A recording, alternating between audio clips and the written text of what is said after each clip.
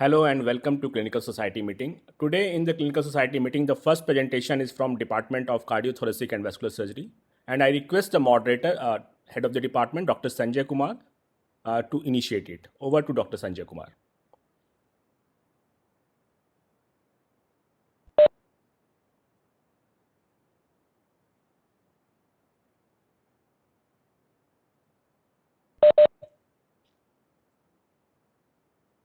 Okay, I think there are some problem that Dr. Sanjay is not able to join.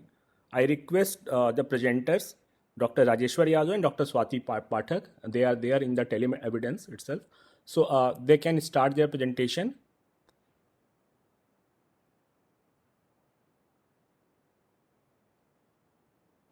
Yes, Dr. Very Swati. good morning to all of you.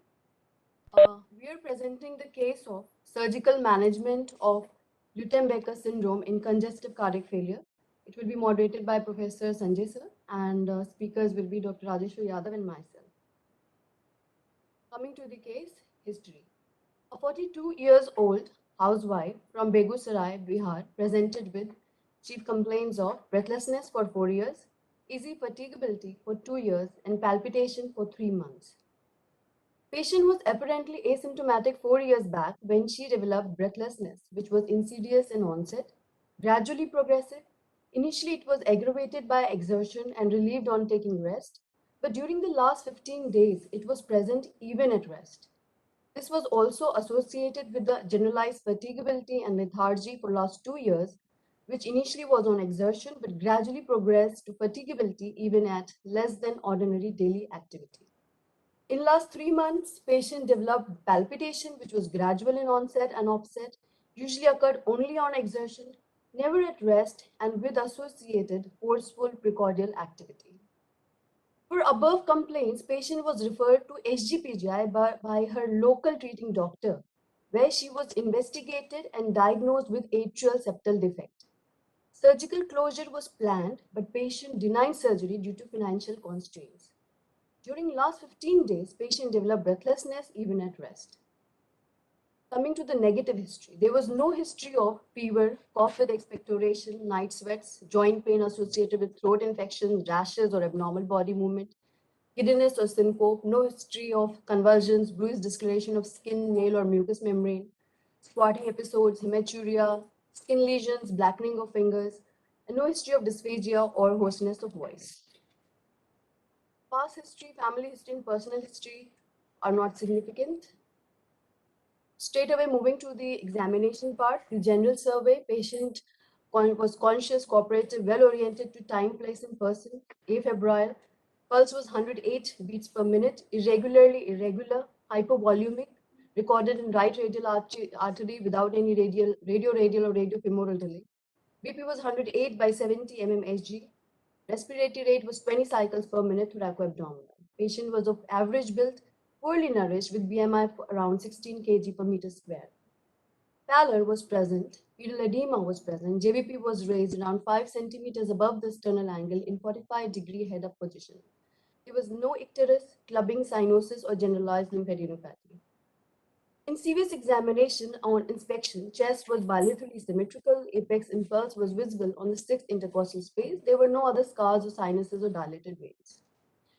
On palpation, inspectory findings were confirmed. There was a diffuse apical impulse found in the 6th intercostal space just lateral to the mid-clavicular line, and a grade 2 parasternal heave was present. And percussion liver pulsation in the 5th intercostal space, left half border corresponded to the apex. Upon auscultation, there was a loudest one with wide and fixed split S2. There was a mid-diastolic murmur at the mitral area, grade 1, present at the apex, which was localized, not radiating to any site, low pitch, rumbling in character, bass heard with a bell in left lateral position, which increased with expiration and decreased with inspiration and standing.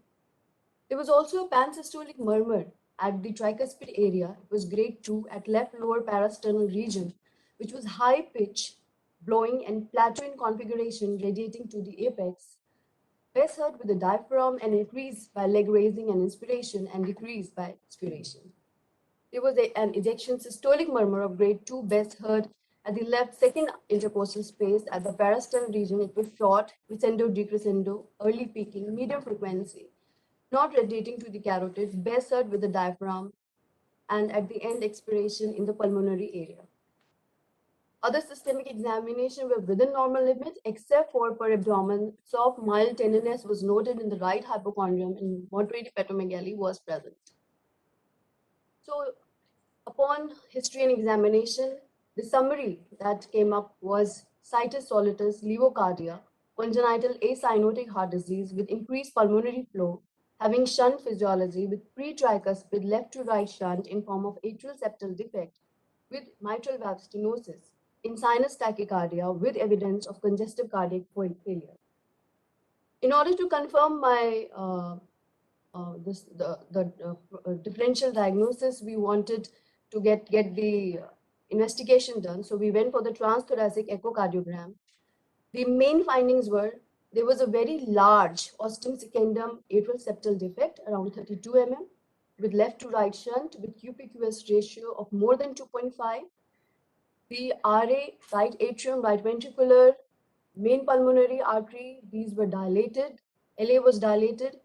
There was moderate to severe rheumatic mitral stenosis also present with less than 1 centimeter square area. Moderate PH and severe TR was also seen.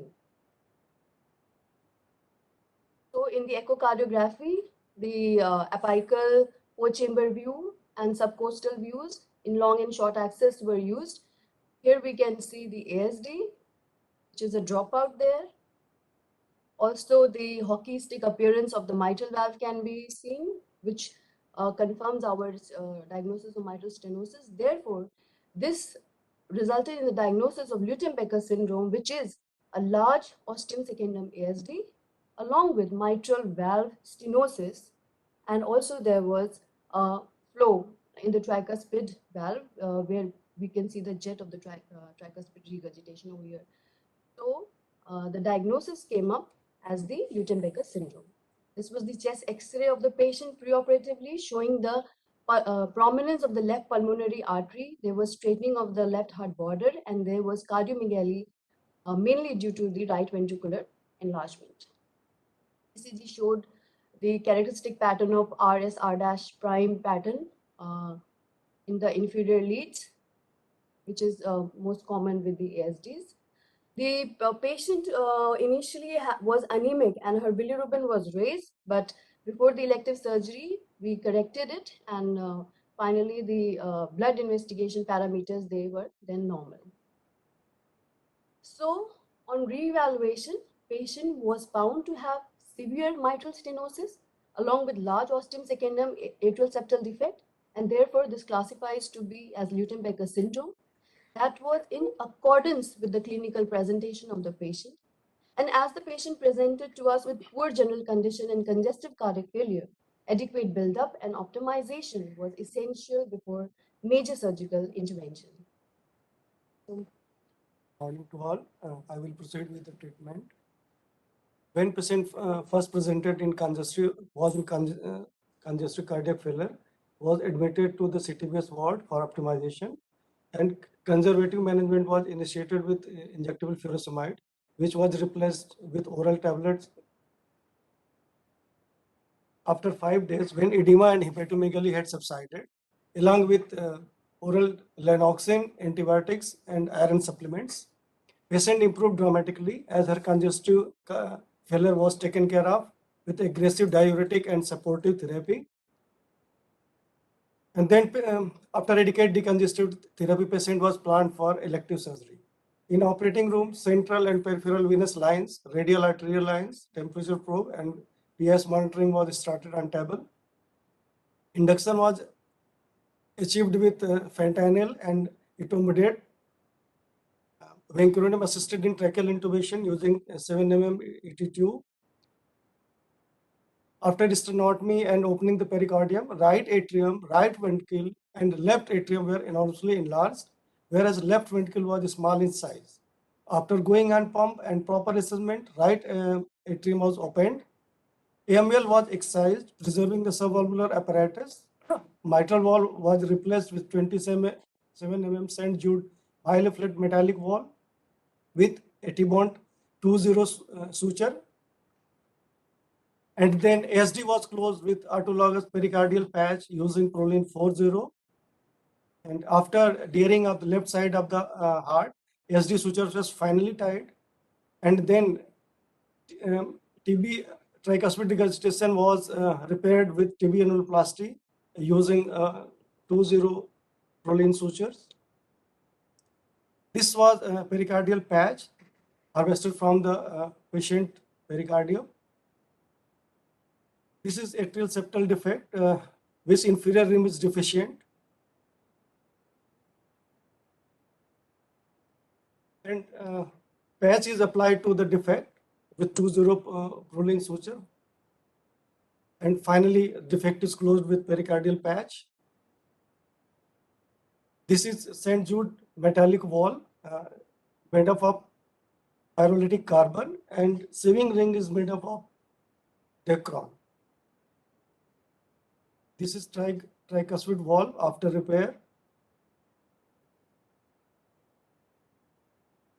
After 3 major procedures are done, rewarming was started, and RA closure was done simultaneously.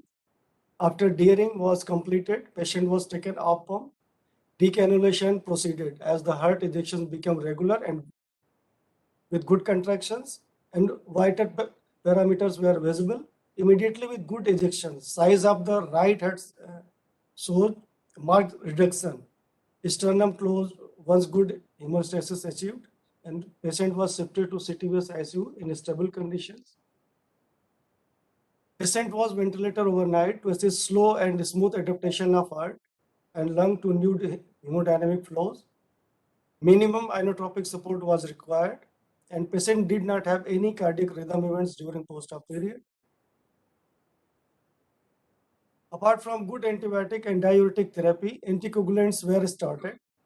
Along with INR monitoring, injection enoxaparin and oral warfarin was started on post-op day 1.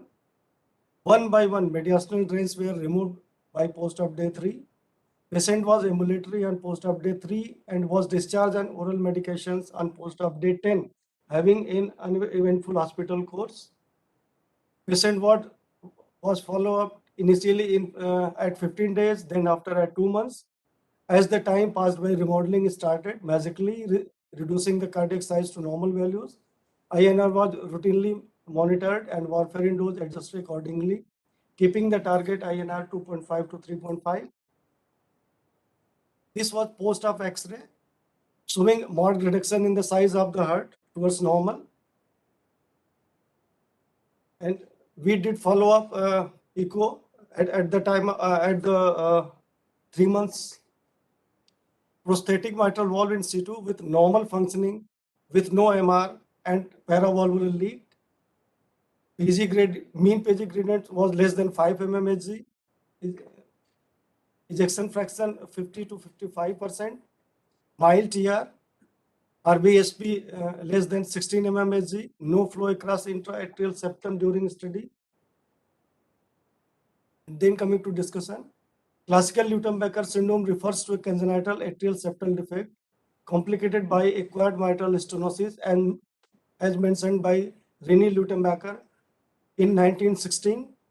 Though association of ASD with MS was first described by Covisart in 1811, the ameliorating role of the ASD in MS was evident in Lutembacher's original report of 1916. The patient was a 61-year-old woman who had been pregnant 7 times. The incidence of this condition is very rare. One study published in American Heart Journal in 1997, it was found that the incidence of Lutembacher syndrome was 0.001 per million. The hemodynamic effect of this syndrome are a result of the interplay between the relative effects of ASD and mitral stenosis.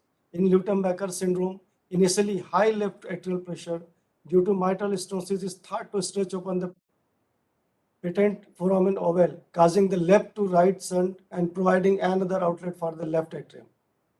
This left to right shunt, which decompresses left atrium in mitral stenosis, following which right ventricular ventricle dilates, and pressure and volume overload develops, leading to pulmonary artery hypertension.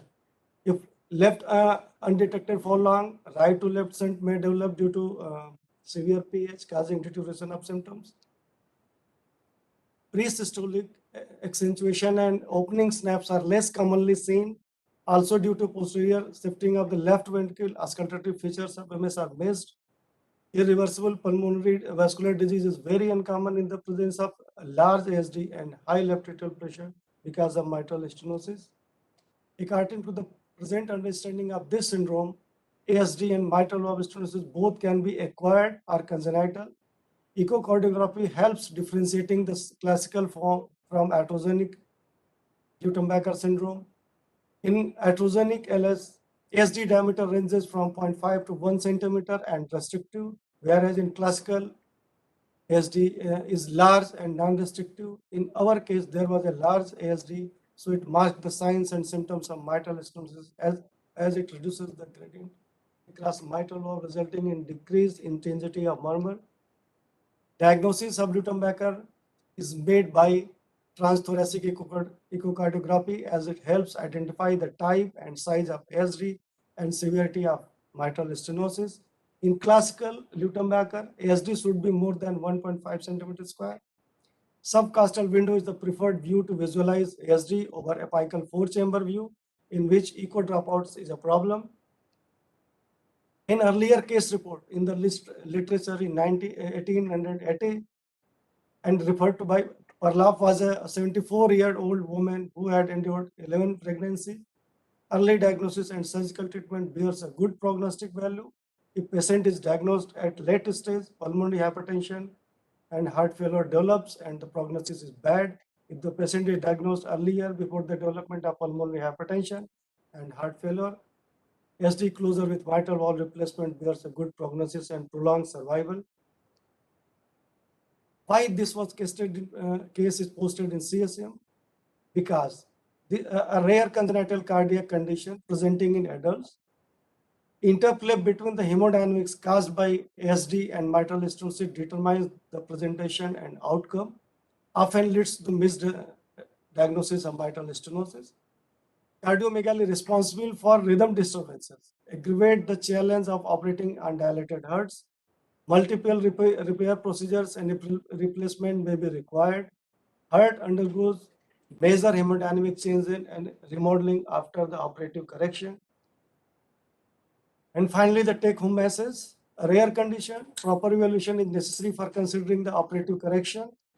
Early diagnosis and surgical treatment bears a good prognostic value. If patient is diagnosed at late stage, pulmonary hypertension and heart failure develops and prognosis is bad.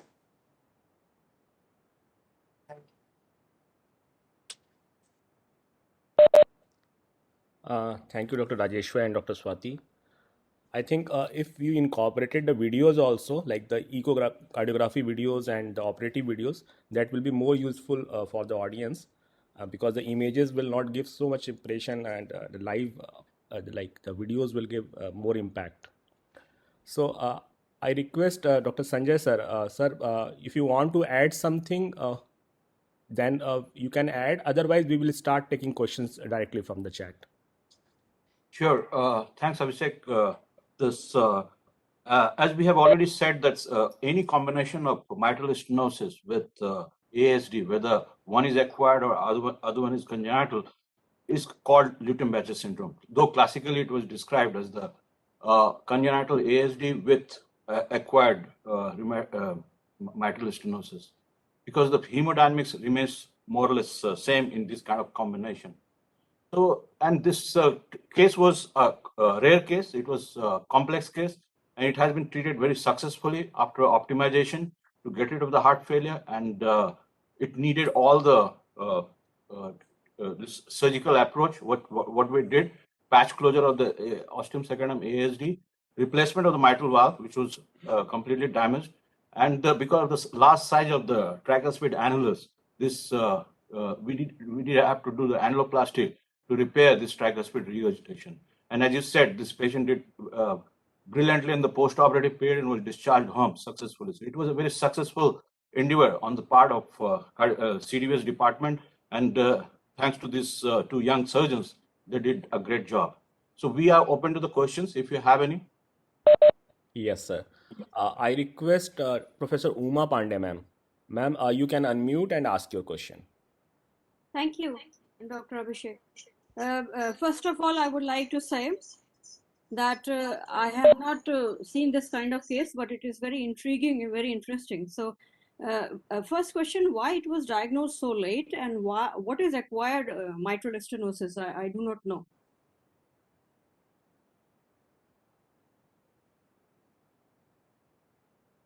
Very good morning to you, ma'am. Morning. Ma'am, first question is why was it diagnosed so late?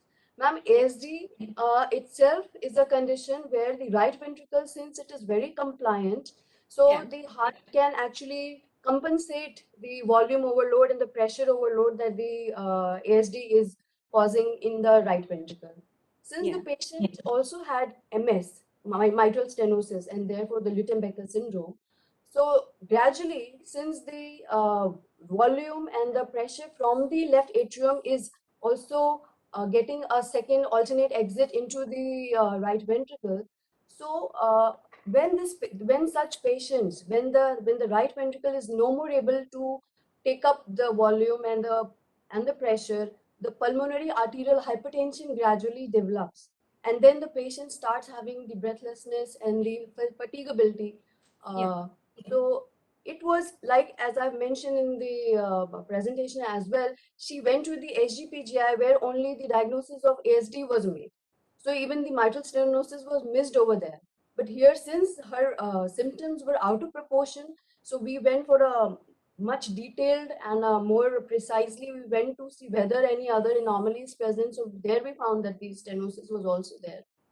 Okay. Thank you. Another question. I mean, I do not know what is acquired mitral stenosis. Please explain. I mean, I know rheumatic, but I do not know this kind of MS. Ma'am, it is actually the same thing. Rheumatic is acquired.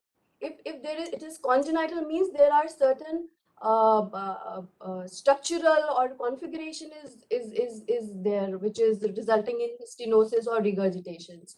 But Okay. in acquired, it is due to the rheumatic pathology itself. So it is just the same thing. Like that. Okay. I have two little questions. Where from the pericardial patch taken, and what is deering? I truly do not know what is deering. When we perform the stenotomy, then the first structure that we have is the pericardium, which is all fat is all over there in the pericardial fat. So we Yeah. very precisely we just dissect it from the pericardial fat and the pleura. We just skeletonize the pericardium. We make it smooth, and it is the pericardium just above the just over the RA, right ventricle, and over the anterior surface of the heart. It is from where we get the pericardium. It just plays just below the sternum itself. Deering? It is the autologous. Ma'am, de-earring, since we are performing an open heart surgery, in that case, we are opening the right atrium and the various other chambers, and this results in entry of air inside the heart. So in order, while closing the heart, while performing the closure, it is very important that we provide a blood-filled heart, and there shouldn't be any air. So this procedure of removing the air from inside the heart, from the lungs, lung blood vessels, this procedure is known as de-earring. And in this, we, with the help of our cardiac anesthetist, with the help of AMBU, and we lower down the head of the patient, we perform little massages. There is a cannula vent, which helps exit of the air. So all these things help in the de-earring of the heart, which is basically removing any sort of air from the heart as well as from the lung blood vessels. So I'll just make it simple for you, Dr. Uma. No, I understood it. I got it. Yeah. I got it. Thank you. I got Thank it. you. Thank you. There is a aortic clamp. Yeah. Okay. Yes, All right. sir. Go ahead. Sir, I think there are a few more questions. Let's take it, then we will have time, then we will discuss it. I request Professor Ajay Khanna, sir. Sir, you can unmute and ask your question. Good morning, Abhishek. I just wanted to know that is there no resident posted in CTVS for presentation, because assistant professors, they are presenting the case? No, Dr. sir. Sanjay? We don't have any senior resident, and the resident who was posted with us, he has moved on to general surgery, and he was busy with his own commitments.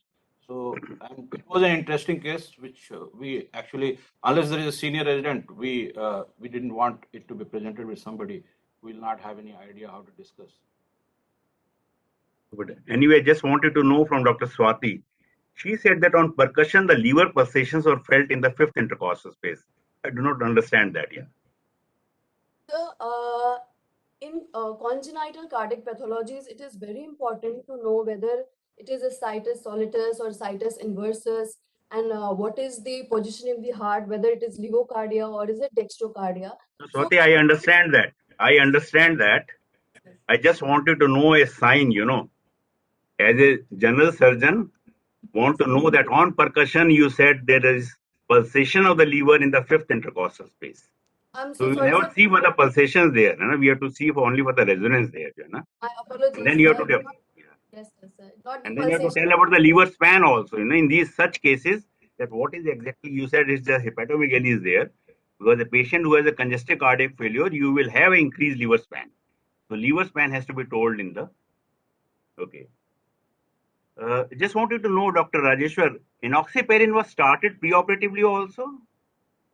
Yes, no, sir. No. Okay, it was. And when did you stop the enoxaparin? Sir, when I got the target of INR more than 2.5. Okay. Right. And then, And Dr. Sanjay, not very. is there any endovascular treatment or off-pump treatment for such cases? Yes, sir. We do have. In fact, I would, if there is any cardiology guys in the crowd, we may ask their opinion as well. So, what happens in these cases? As I said, that ASD and mitral stenosis, either of them can be acquired or congenital. This combination is called Lieutenbecker.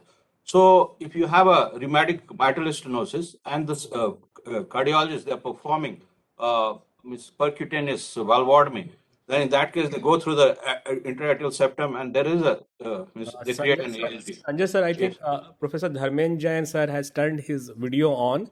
So sir, Yeah. you want to add something? Yeah, Sir. thank you, Dr. Abhishek. Actually, Lutembacher, usually it has a congenital ASD and the acquired rheumatic MS. That is the combination called the Lutembacher. And we also do the endovascular, as sir has asked. And if the ASD and mitral valve both are suitable for the ASD for the device and mitral valve for the PTMC, we can do it in endovascular way. So it depends on the quality of the valve. Wilkinson's score we do, and 6 to 8 score, and if calcium is less, then and if it is suitable for PTMC, then we do the PTMC and then do the device for the ASD. So like that, we can handle this patient endovascularly depending on the suitability. And sir, this case was not suitable for percutaneous approach. The reason being that the inferior rim of the ostium secundum ASD was deficient, so it was not suitable for device closure. At the same time, patient had a severe tricuspid regurgitation, which is not amenable with the percutaneous approach. So this patient needed surgical approach by open technique. That's why we have gone for surgical approach. They must have taken the. Can it be done off-pump? Is it No, sir. possible? No, so the reason is op pump because once you open the chambers and you don't have cross clamp on, then you can have a systemic embolization. Sometime in a very desperate situation, redo cases when we open the left side of the heart, but still we are not able to apply the cross clamp. In that cases, we have a fibrillatory arrest of the ventricle, and there the chances of air getting into the systemic circulation is less. So op pump is not an option for such cases where you open the chambers widely like this. The left side of the heart is systemically open. Okay. Thank you. I request Professor Ashok Chaudhary sir. Sir, your comments. Good morning. Very nice presentation. Congratulations to the unit for handling this very challenging case. So in the presentation, it was mentioned that 2 or 3 different type of murmurs. I was wondering, were you able to appreciate those murmurs or you just described them based on pathophysiology or hemodynamics? So that is my first query, because nowadays I think our clinical skills are going down and auscultation skills are really bad. I mean, what I feel nowadays. The second question is related to, you said the patient was in congestive cardiac failure and you used diuretics and digoxin, and there were dramatic improvement over 3 to 4 days. So did the patient respond to diuretics or digoxin? Because over the years, the role of digoxin has been de-emphasized, though it's a very long-standing drug, more than 150, 200 years. So what is the current status and the level of evidence? Does it provide survival benefit for patients with congestive? I'm talking about adult patients, not of pediatric patients. Survival benefit, and does it really help? Or did the patient respond only to diuretics? So these are my queries. Thank you. So can I answer this? Oh yeah, sure. But the first thing is related to the murmurs, all type of murmurs. But I was Sir, wondering. sir, I will tell before Dr. Jain steps in, because for surgeons, the surgeons our 2D echo is the stethoscope, sir. We don't really use much of the stethoscope. This cardiologist guy, they hear all those murmurs and then they send it to us. So now over to Dr. Dharmendra. Yeah. So regarding murmurs, sir, really that after the easy availability of bedside echo, the role of stethoscope is there for the teaching purpose only, probably. And the murmurs, what they described, I actually missed the initial slides. So can you show those slides so that we can have some Okay, I discussion think on the time for the first by that presentation time? is already By that crossed. So, Dr. Swati, regarding one more question, sir has asked. Dharmendra Jain sir, now I am stopping the first presentation. We are moving to second presentation. If the time permits, then we can discuss it. Thank you, Dr. Sanjay, Dr. Swati, and Dr. Rajeshwar. Now I request Professor S.K. Mathur. Sir is going to moderate the second presentation. It is from Division of Cardiac Anesthesia. Sir, over to you. Good morning, ladies and gentlemen. Today we'll be presenting a case of severe mitral stenosis who presented to the cardiothoracic and vascular surgery department as having limb ischemia. So for that, the patient was being managed and the case would be presented by our fellow in cardiac anesthesia, Dr. Siddharth Kalia.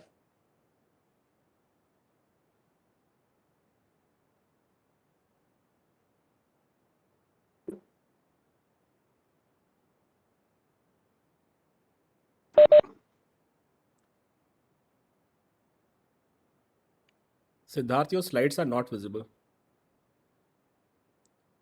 Just share the slides.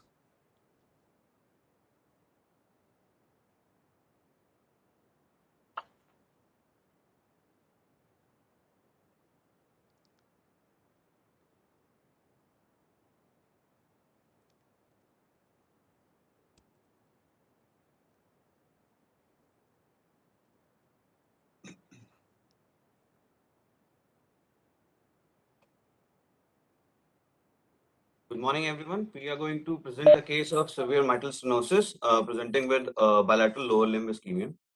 So the patient details, the patient was a 41-year-old female, a resident of Balia with a BMI of 20.9 kg per centimeter square. She was homemaker by occupation. The chief complaints of the patient was that she presented to the emergency OPD with complaints of decreased sensation associated with coldness in the bilateral lower limbs, left more than right since the past 3 days. And also there was some swelling in the bilateral lower limbs, again left more than right since the past 2 days. History of present illness, the patient was apparently well 3 days back when she developed a decreased sensation. It was insidious in onset, progressive in nature. She had a history of heat compression bandages done from the outside. She also had a history of dyspnea on exertion and hypertension for which she was not on regular treatment. There was no history of any fever, headache, trauma, claudication, or any intravascular procedures or any drug abuse. She had no history of difficulty in walking, tripping due to the foot drop, or difficulty in climbing stairs. There was no history of any bladder or bowel incontinence. There was no history of any other comorbid condition like diabetes, hypothyroidism, asthma, or tuberculosis. Coming on to the past history, the patient had episodic complaints of ghabrahat and exertional dyspnea for the past 6 years. She also had episodes of headaches associated with nausea. She was diagnosed with hypertension at the same time. After a month later, the patient developed right-sided weakness in both the upper and the lower limb. A CT scan, which we do not have a film of, at that time showed a cortical infarct in the left parietal region. An echocardiography was also done, which showed a rheumatic heart disease with severe mitral stenosis with a mitral valve area of 0.9 centimeters square. She had a mild pulmonary artery hypertension with a preserved ejection fraction with an increased left atrial size. This echocardiography was done in 2019. Treatment was initiated with clopidogrel and rosuvastatin. Digoxin along with a combination of spironolactone and torsemide was also added.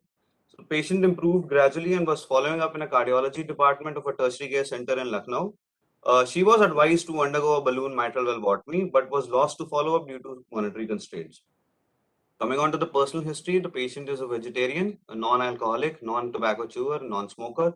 She has a normal sleeping pattern and bladder and bowel habits. There is no significant family history. Obstetrics history, she had a menarche at the age of 14. Her last menstrual period was on 16th of January, 3 to 4 days of flow, which is regular. These are the conditions of the patient's limb at presentation. As we can see, there is swelling along with burns due to the heat compression bandages which were done outside on the left limb. Coming on to the general physical examination, the patient was conscious, cooperative, and oriented to time, place, and person. She had normal temperature of 98.4 degrees Fahrenheit and axilla. Her pulses were 70 per minute, irregularly irregular.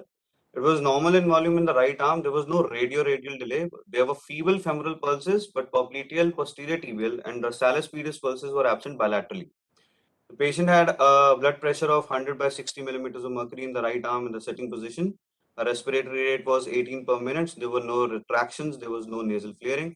Saturation was 99% on room air in the right index finger. There was no pallor, icterus, cyanosis, clubbing, or any lymphadenopathy. Coming on to the airway examination, which is very essential for us anesthetists, her mouth opening was more than 3 fingers breadth, which we consider as normal. Her Malabari scoring was grade 2, which again we consider as a normal MP grade for facilitating an intubation if needed. Her neck movements were normal. There was no loose or any artificial tooth. Her thyromental distance was 7.5 centimeters. A distance of 6.5 centimeters is essential for us to categorize the patient whether it would be a difficult intubation or not. Coming on to the systemic examination, in the cardiovascular system on inspection, there were no dilated or engorged veins or any pulsations. On palpation, the trachea was centrally placed. There was no parasternal heave or thrill. On auscultation, she had an irregular rhythm, a short S1 and a normal S2. An opening snap was heard with a mid-diastolic murmur. Her respiratory system was bilaterally, there was equal air entry present, vesicular breathing, there were no additional sounds. Her abdomen was soft, non-tender, and there was no organomegaly. Coming on to the central nervous system, her higher mental functions were intact and within normal limits. Spine was normal within normal limits. There was no abnormality detected in any cranial nerves. The sensory functions, as we have seen, we have shown in the table, the sensations were perceived normally in the bilateral upper limbs, but in the lower limbs, in the left lower limb, the touch sensation was decreased below the knee, while it was normal in the right lower limb. Temperature to touch again was decreased in both the limbs, but it was decreased in left more than right. And the pain sensation as well was decreased in the left lower limb than the right lower limb. Coming on to the motor functions, they were within normal limits in the upper as well as the lower limbs, but we have given a table to show that everything was normal. So there was no motor deficit per se. So the ankle and the knee jerk were also normal bilaterally, and there was normal autonomic and cerebellar function. So this was the treatment initiated when the patient presented to us at the hospital, especially to the CTVS department. Tablet digoxin was added, 0.125 milligrams once a day. Ecosprin was added, 75 milligrams once a day. Tablet cilostazol was added, 100 milligrams twice a day. Injection heparin was added at 2,500 international units IV, started at every 6 hourly. Tablet rabeprazole and domperidone was added. Spironolactone and torsemide was added in the combination given here. And tablet bisoprolol was also added 2.5 milligrams twice a day. And the patient was on salt restricted diet as she was hypertensive. These are the investigations of the patient, and I have highlighted the investigations of interest. The other everything else was within normal limits. Now I will ask my colleague from the cardiology department to come and describe the ECG and the echo findings of the patient. All of you see, you may see very narrow complex QRS with absent of P wave. Also here, Just use the zoom button. Just use the zoom button. The slides will zoom in. where is you? You know, Yes.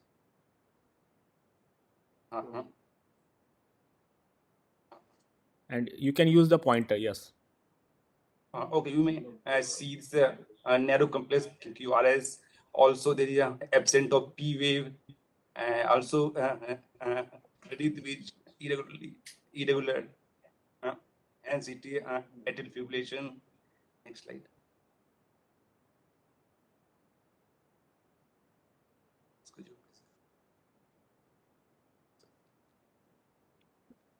Are you going to show the echo videos? Have the videos with us. Echo video is not available. Hello. This is a parasternal long axis view. Here, this is a left atrium, this is a left ventricle, and this is a mitral valve. Here, you can see this is AML and PML. AML shaped like hockey stick. This very specific sign of mitral stenosis of rheumatic origin. Just instead of using Okay. AML and PML, just use the full term. Don't use the acronym because it may create confusion among other participants. Okay, this is anterior mitral leaflet and this is posterior mitral leaflet. AML, like hockey stick, which is very specific sign of rheumatic heart disease, MS.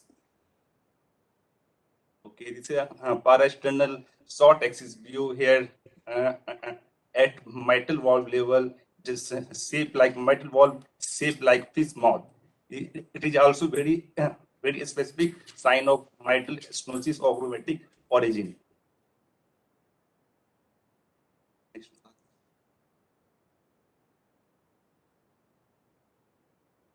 Video बना ऐसे ही photo Here you can see this is LA and LV on the left atrium and left ventricle, and Doppler along left atrium and left ventricle. Here pressure gradient is mean pressure is approximately 13 millimeter of Hg, means it is severe MS. It is a parasternal short axis view at root axis. Here you can see left atrium and LA appendage. Here is no evidence of any mass clot like feature.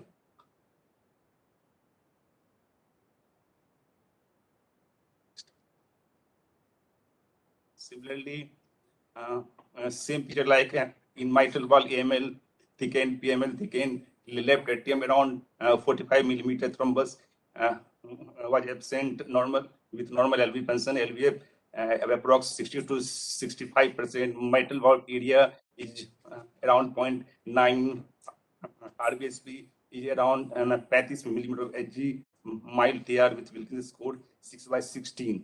Area rheumatic heart disease with 7 MS with mild TR. Dr. Sushil will furthermore ask our radiology resident present with us to elaborate on the findings of the chest X-ray along with the CT angiogram we got done of the patient.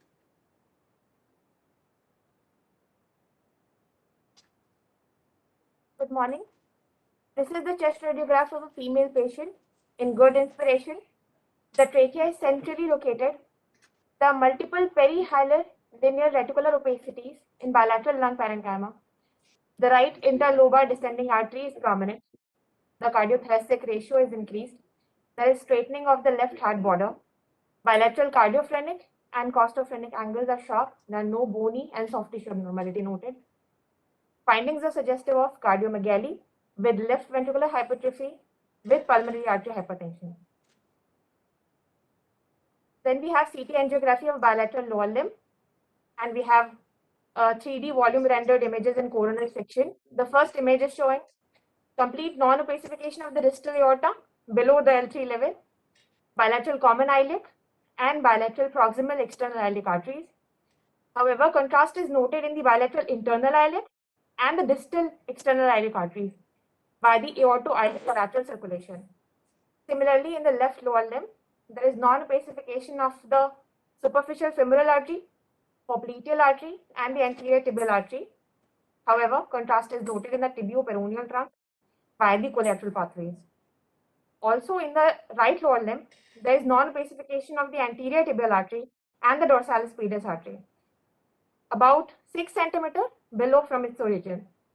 Thus, the final impression of distal aortoiliac, left femoropopliteal, and bilateral anterior tibial arterial occlusive disease is made. Thank you.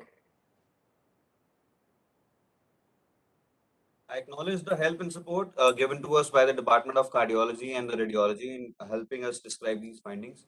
Moving on, so we came on to a diagnosis of a rheumatic heart disease with severe MS and mild tricuspid regurgitation with hypertension. And the patient was an atrial fibrillation and a distal aorto-iliac occlusion with the left popliteal artery occlusion. And in query, it was probably a thromboembolism. So the procedure planned was a bilateral lower limb embolectomy. And the anesthesia planned was epidural analgesia with lumbar epidural catheter with graded doses of the local anesthetic. And the anesthetic we chose here was ropivacaine.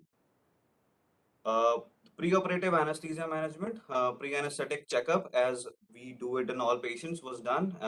Nil per oral for 8 hours prior to the surgery was done. Adequate blood products. Sorry to interrupt you. Can you tell me the reason why ropivacaine was chosen?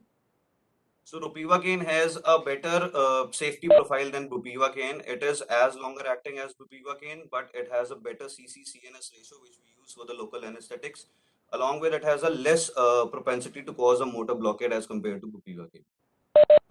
Coming back here, pre-medication in the form of tablet ranitidine and alprazolam was given the night before and on the morning of the surgery.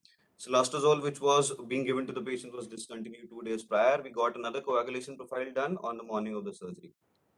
Interoperative management, OT was prepared as per the institutional protocols. Monitors were attached, 2 white bulb cannulas were secured, an intra-arterial cannulation in the left radial artery was also done. An antibiotic was given. The epidural catheter was inserted in the L3, L4 space. The catheter was fixed and a 0.375% injection of ropivacaine was given, total to the volume of 8 ml.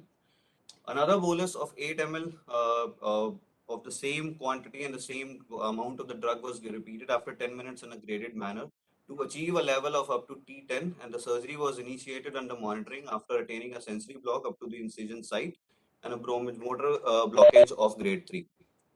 This is the epidural catheter placement and fixation. Coming on to the maintenance of anesthesia, it was maintained by giving the exact amount of the drug after every 60 minutes to ensure the depth and the level of the neuraxial blockade does not fall. There was one episode of hypotension which was managed by 20 micrograms of phenylephrine. Fluids were given as per losses. Since the patient was a mitral stenosis case, we could not give liberal amounts of fluid. So we just targeted at maintaining euvolemia. So the total fluid in the entire duration of the surgery, which lasted for around 3 hours, was around 800 ml. The urine output was adequate, around 250 ml. 5,000 international units intravenous heparin was given intraoperative. This is the irregular rhythm at presentation inside the OT. These are the clots removed using the Fogarty catheter bilaterally. In the immediate post-operative period, there were no pulsations recorded in the pulse oximeter in both the limbs immediately. So coming on to the post-operative management, the patient was shifted to the CTVS ICU, and a nitroglycerin infusion was started at 5 micrograms per hour for vasodilation of the lower limbs. The infusion was continued for 24 hours. The patient was monitored for all vital parameters. The post-operative analgesia was given in the form of an epidural infusion of 0.19% ropivacaine at 3 to 5 ml per hour, titrated to response. tablet warfarin 3 milligram was started on post-op day 1. Heparin 2500 international units were given 8 hourly for 72 hours to bridge the effect of the oral anticoagulant. Epidural catheter was removed on post-op day 2 after ensuring a minimum gap of 6 hours from the last heparin dose. These are the tracings on the pulse oximeter in the post-operative period. So this picture is a picture of the patient the next day. So in just 12 hours, we can see post-surgery after the infusion of nitroglycerin, the limbs have become warm and there are pulsations which are being shown on the left as well as the right toe.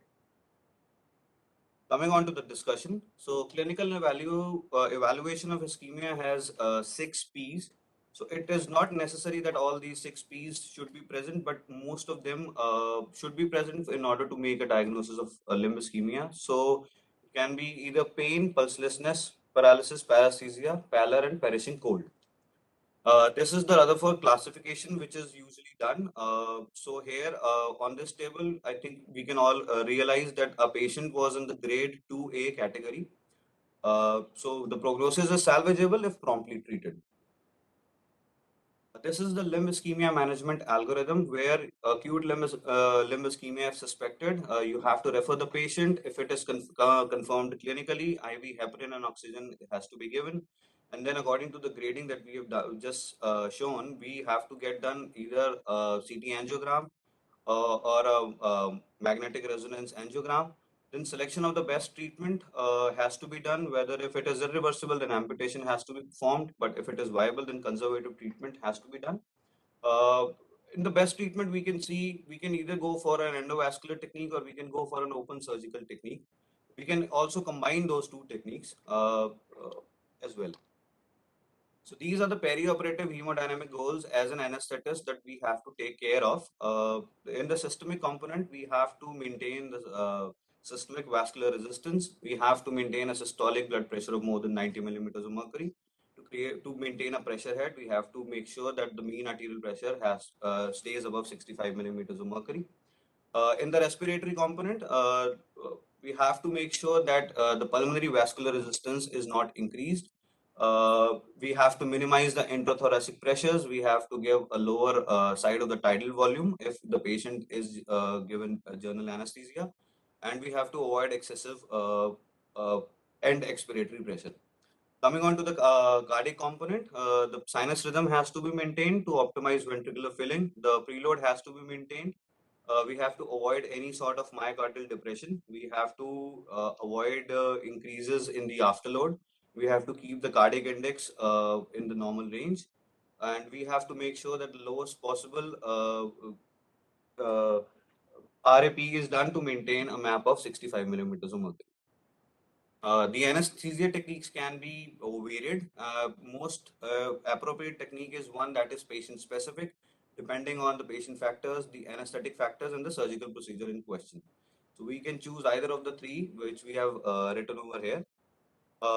So coming on to the regional anesthesia, it is an excellent opioid sparing analgesia to reduce pain and reduce the opioid induced respiratory depression. There is a lack of central cardiovascular and respiratory dysregulation. The disadvantage is that some patients may not be able to lie supine, and it is not suitable for many types of surgeries. The caution to be noted here is the coagulation status of the patient. In the central neuraxial blockade, it is an excellent opioid sparing technique, as in the regional anesthesia. We can have it in the graded fashion in the form of spinal plus epidural, which we call as a CSE, combined spinal epidural, or epidural alone, which is effective and safe, but again with a degree of question. The disadvantage would be that a higher block can cause a sympathetic blockade, which would be poorly tolerated in a patient of our profile, and it is not suitable again for many surgeries. In general anesthesia, the main advantage is that there is a secured airway with control of the ventilation of the patient. There is reduced risk of increases in the intrathoracic pressure intraoperatively, and there can be easy titrability of anesthesia and analgesia. But the main disadvantage is that the anesthetic agents may have a depressant cardiovascular and respiratory effects, requiring meticulous monitoring and mitigation as early as possible. Coming on to the central neuraxial blockade, we just have two major concerns over here. Sorry to interrupt you. Professor S.K. Mathur, sir, the time for the presentation is already crossed. So if you want to add something, then you can add, and then we will take some questions from the chat. It's all right, sir. I mean, we are going to add the same thing, and because we have come to the almost the end of our discussion part of it. Okay. So only thing is that, yeah, so maybe another 2 slides and then we'll have the questions straight away, because these are the guidelines for catheter insertion and the removal for when the patients are on antiplatelet agent or for any other agents that we have got. And especially we have highlighted what the patient was, on which the drugs the patient was when we took him on. So these are the things. Silostazole, if for 48 hours, maybe the 42 hours that is required for catheter removal. Before that, the drug could have been stopped for that. So thank you very much, and then we would be taking up. The only thing is that as a convention, we always think that any patient who is having severe valvular cardiac lesions, only general anesthesia can be given because everything is in our hand. For regional anesthesia, everything once given is gone. While that it is different, and we can take up the patient in regional anesthesia provided there are no coagulation abnormalities, and we can have the epidural graded analgesia, which can be given very safely in selective patients. Thank you, sir. I think you have taken incorporation from presentation has taken inputs from different departments, Department of Cardiology and other departments. That's a good part. I request now there is 2 questions, the same question. What is a Malabari score? The resident can answer. So Malabari score is the scoring which we usually do in order for categorizing a patient whether it can be a difficult intubation or not. The score goes from 0 to 4.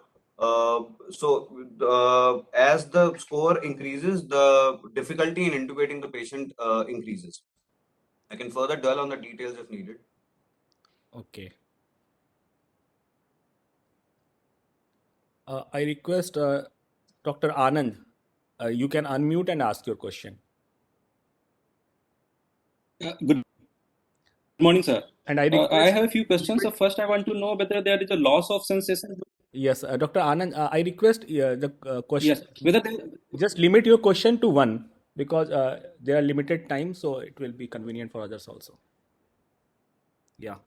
So when there is a loss of sensation, whether you just considered for any spinal thrombosis or spinal stroke, because there is a loss of sensation in both lower limbs. So is there only the DVT you just think of, or is there something else?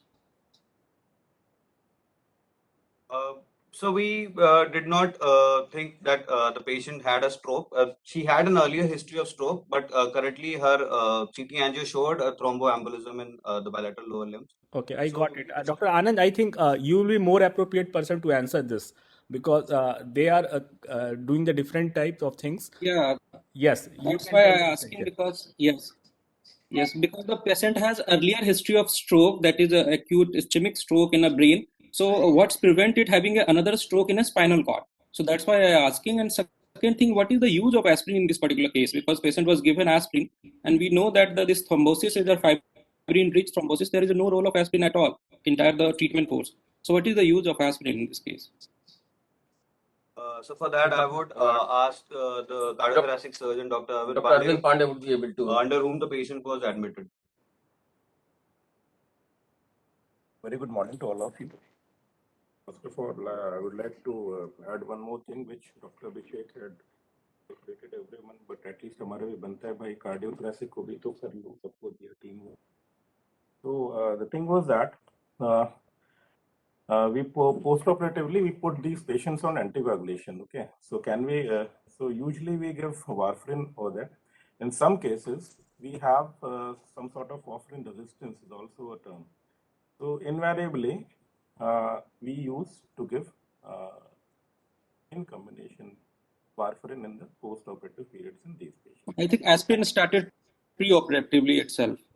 See, the problem is that when the patient came, much of the records were not available. That patient came with the only, because we could take out the history only. Most of the papers were not there. The day patient was admitted, she was put on IV heparin, and then after 2 days she was operated. So whatever we had done, that was done in the post-operative period only. Pre-operative data was not available in these cases. So that's the reason. Because the DVT was diagnosis throughout the time of the course of the treatment. So No. This is not DVT. This is not DVT. this is arterial thrombosis. Sorry. This is a It's an arterial thrombus. thrombosis. This is a thrombus formed in the LA. 10 days probably. It is a case of paroxysmal AF. It is having intermittent sinus rhythm also, and LA size was 45. So, so this was a thrombus probably from cardiothromboembolic episode, which has gone down into the aorta just before the bifurcation. And in this case, I think the role of heparin is there. Role of thrombolysis is also there if patient comes in time. And Definitely. And the aspirin it was given outside as told by Dr. Arvind Pandey. It may have role if the patient is having an older age, and IMT was increased. I have seen the Doppler, they have not presented here, but Doppler I have seen of this case, and it is having increased IMT, and it may be the atherosclerosis superimposed on this. So aspirin may have role for those purposes. Otherwise, aspirin doesn't have a role in pre-op, but the heparin and thrombolytic therapy, local thrombolytic therapy definitely have a role, but it was a nice job done, and they removed all the thrombus at one go by the surgical technique. So congratulations to Dr. Arvind and cardiac anesthesia. So thank you. Definitely. Thank you, sir. Thank you. Thank you, sir. Arvind sir. Thank you. No, I want to thank you. 30 seconds. 30 seconds. Okay. In regards to a question raised by my respected Ajay Khanna sir, he had asked that why regular heparin was used, why not low dose is 3 milligram of warfarin sufficient to achieve the target error? The question is that before the operation we give regular heparin because the monitoring is easy. Number one, number two, half-life is short. So if at all you want to, and the thing is that they had planned for a regional anesthesia. So the response of heparin can be titrated in the OR itself. So short half-life, they has to give regional. That's why we use regular heparin instead of. Thank you very much. 30 seconds is over. Thank you, sir. Okay, I think those questions which needs further answer that can be discussed via chat in WhatsApp group. So 30 seconds more for answering Dr. Ashok sir's digoxin role. Digoxin doesn't have role in mortality in adult patients also, but it has definite role. RV dysfunction is there in this Lutembacher patient, and digoxin has improved the RV function in this patient. That's why patient improved. So it had a role along with the other diuretic and all. So okay. Thank you, sir. So once again, thank you, Professor S.K. Mathur, sir, for moderating the second session. And it was a very nice discussion. We have learned a lot of things from this case. And I think this type of presentation where we get multiple inputs from different subspecialty, that will lead to enrichment. So, but we have to respect the time, and we have to respect, like, the questions should be limited. I think multiple question by a single participant will sometimes decrease the time for discussion. So that should be followed, and the videos should be incorporated. I think that was missing, because videos will also lead to more, in a short span of time, you will give them more impact. So thank you once again for joining the Clinical Society meeting. See you at the next meeting. I close the meeting now. Thank you very much. thank you.